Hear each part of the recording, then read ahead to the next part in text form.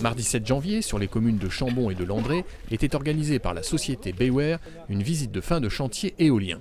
Habitants et élus des communes ont fait le déplacement pour en savoir un peu plus sur ce parc constitué de 3 éoliennes. Les caractéristiques principales de ces éoliennes, donc il faut savoir que c'est des éoliennes donc, qui font 144 mètres de haut, donc en bout de pale, donc au plus haut de la pale. Ensuite, la caractéristique la plus intéressante va être qu'on va pouvoir fournir donc, entre 3000 et 3500 foyers en électricité en comptant également le chauffage.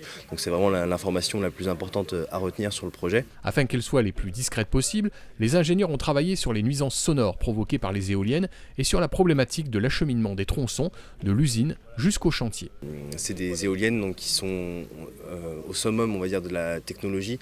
Donc, par exemple, comme on peut le voir juste à côté, donc on utilise le biomimétisme du vol des rapaces pour permettre de diminuer le bruit qu'on produit en installant des peignes, donc, comme on les appelle, sur le bout des pales. Alors ils ont une caractéristique ces éoliennes, c'est qu'elles sont en béton en partie ? Tout à fait, donc on a des sections en fait, qui sont en béton, comme vous le voyez derrière moi, donc il y a 19 sections là, qui sont installées à l'heure actuelle. Donc il faut savoir que ces sections, en fait, chaque section est composée donc, de 2 parties.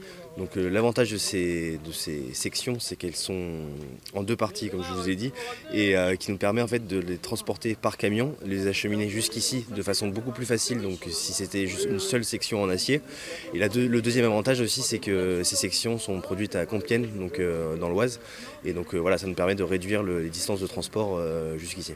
Et ensuite, donc, il y a des techniciens qui sont là-haut et qui viennent visser donc, la section acier. Là, vous voyez en fait tous les trous qu'il y a au niveau de la section.